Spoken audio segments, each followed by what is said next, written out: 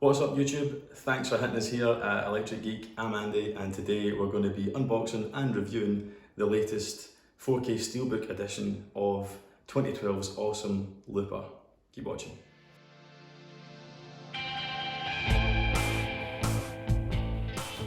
So here we have it, the 4K Steelbook release of Looper. I should say before we start, I'm not going to review the movie itself. I'm only going to focus on the product as you see it. However, I will say that I'm a big fan of Looper and I thoroughly enjoyed watching it again to create this review. I seen it back in the cinema when it was released in 2012 and I remember being pretty blown away with it then, but to my shame I haven't actually watched it again since. So when I seen it coming around on the 4K format, especially in the Steelbook, I dived straight in. It was released on the 12th of this month, the 12th of July that is, and I managed to pick mine up as a pre-order from ZAVVI for $24.99. It did sell out, however I'm pretty sure the last time I checked that they are available again, but I'll double check that and put it in the comment section. So a few tech specs first. The film is a full fat 4K native transfer. It's been treated to a rescan of its original negative in 2021 for this release. The colour has been remastered should I say, in HDR10 plus, so that's a pretty bonus if you've got the setup capable of playing the HDR10 plus. Aspect ratio wise, it's in 235:1, which basically just means it's in your typical widescreen format, so there will be black bars at the top and bottom of your screen, as you'd probably expect. Audio wise, it still has the DTS Master Audio 5.1 surround track on it, which is the same track that's been on the standard Blu-ray released years before, but that is in no way a bad thing and I'll talk about that later on. With all that being said, let's get this bad boy unboxed.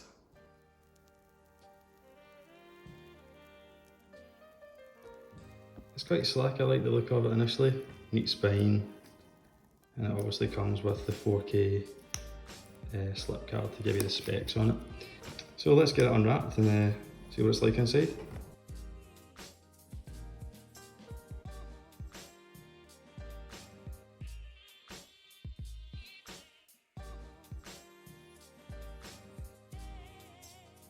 So I've got it unwrapped now, as you can see, and I've removed the slip cover. It only had a little tiny amount of glue on it, so you can't even notice where it's been, just top and bottom. There's no certification on it, so it's a nice clean look. I have to say, the style of it is very, very up my street. I like it. It's simplistic, stylish. I think it's in keeping with the style of the film, to be honest. I don't know if you can see it. I'll hold it to the light, but it's got a kind of matte sheen, a kind of matte finish to it, which I like. I think the artwork is nice. You've obviously got Joseph, Gordon-Levitt and Bruce Willis's characters on the front. I think it's nice. Spine's nice and clean. I like the little clock detail inside the O, it's pretty cool. And different artwork on the back, which is even cooler than the front, I think, personally. It could have been the other way around, but no, I like it. Outside's nice and the artwork's nice too. Inside, I'm gonna put it down, you can see we've got the 4K disc, which I believe the artwork on that is what's on the standard 4K release. And underneath you've got the Blu-ray. I'm going to hazard, I didn't have the original Blu-ray, but I'm going to hazard a wild guess that this is probably just the most recent release on Blu-ray. And then inside you have more artwork, so at least they've put something else in there. It's very similar to the stills they've used for the 4K disc, but with a different colour scheme, so yeah. Pretty cool, and I'm quite happy with that. First up, video. So straight off the bat, first thing I'm going to say is this film was shot in 35mm back in 2012, and therefore there is a little bit of film grain. As I said earlier, I haven't seen this film in a while, so I came into it with a foggy memory and kind of was expecting this to be crispy. Like, I thought it was maybe shot digitally and I was expecting it to be proper 4K crispy, being a sci-fi futuristic film. So I was a bit surprised when I seen that little bit of film grain. However, I think it fits with the tone of the movie, that almost kind of post-apocalyptic cyberpunk feel. The film grain works for me. However, that being said, that doesn't mean that this film isn't superbly detailed. and it does feel like a 4K film when you're watching it. It is noticeable, the extra detail. It's definitely benefited from the 4K rescan I've done of the negative. Close-ups, definitely you can see all the wrinkles, skin pores, textures, especially in old Joe. Clothing and background, foreground textures in general definitely get a boost in resolution as a result of the scan. HDR, as I pointed out earlier, it's mastered in HDR+, which is kind of unusual. You don't see a huge amount of that on 4K discs. It tends to always be Dolby Vision or standard HDR10. I don't actually have a setup capable of playing HDR10+, so if you have it yourself, if you've watched it, if you think there's a difference, please post down in the comments. I'd like to hear your thoughts on it, if it adds much to the film. HDR is very noticeable in this film. There's definitely a few eye-blinding moments. Headlights in all the earlier first act scenes, and they definitely punch out more, give the film that little bit of vibrancy, give the scenes more depth at night time. The colours are much more subtle. Skin tones have definitely improved as a result, as well as just the tones. The tones and clothing are just made more realistic. There was no colour banding. There's a lot of scenes, exterior scenes with clear blue sky, especially towards the end, and the crop scenes, and there was never any colour banding, so there's no issues with that. The scene where old Joe basically takes apart the Gat Gang in tremendous fashion, Bruce Willis fashion. There's an explosion there when he throws a bag of grenades into the room that proper does hurt your eyes a little bit. You have to turn them away. Gunfire, explosions, ricochets are just made that a little bit more realistic and punchy, and it just all helps with the immersion. I hadn't actually watched the Blu-ray transfer, the original Blu-ray transfer of this film. However, I took note of the key scenes where I thought HDR was pretty impactful, and then replayed them using the same equipment on the standard Blu-ray that came with the Steelbook, and it's definitely flatter. It's just not as vibrant. The contrast isn't the same. Light levels are okay, but they're definitely better, deeper in the 4K disc version. And now we've arrived at the audio. I was a bit disappointed when I first noticed on the listing on ZAVVI that it hadn't had an upgrade to DTS:X or Dolby Atmos, didn't have any of the object-based stuff. However, as soon as I put the film in and started watching it, it became apparent why, because it just absolutely does not need it. It's a great track throughout. It uses every channel. The bass is super deep and responsive. Whenever a blunderbuss gets fired, those blunderbuss guns, I mean, for me it's up there with Rick Deckard's gun in Blade Runner, but I digress.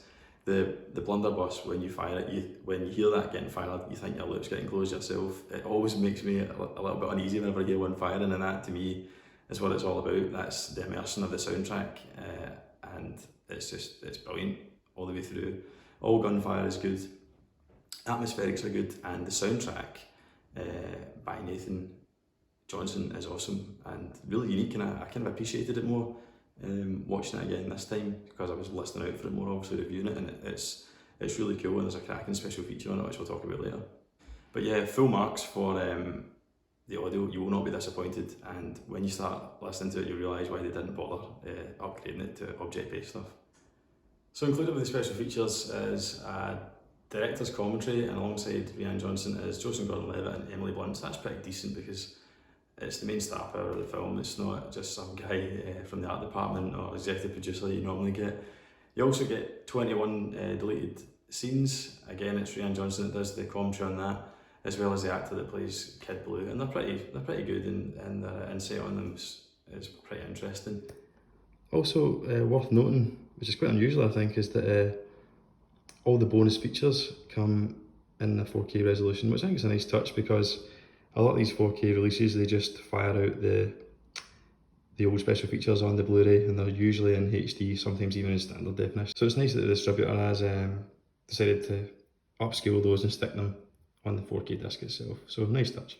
One of the most surprising special features was Scoring Looper, which is a kind of video journal. It's 10-minute long, and you get taken through it by the composer Nathan Johnson, who is actually the cousin of Rian Johnson, which I hadn't realised until I watched. But The score's pretty unique, and this delves into that. You know, they use scrap metal instruments and stuff to create a drum kit and all the rest of it to create the melodies, and then they recorded props, guns and all sorts of things for the sound effects and to make the atmospherics. So it does sound pretty unique, and when you watch this feature it gives you more of an appreciation of that and the lengths they went to make sure that it was unique, and it definitely helps the film.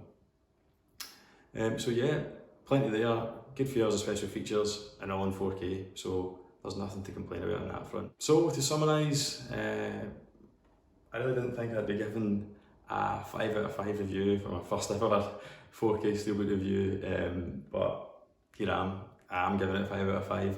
I think the design, as I covered earlier, is simplistic, really good in keeping with the film, really chic, smart addition to anyone's collection. The 4K transfer is awesome.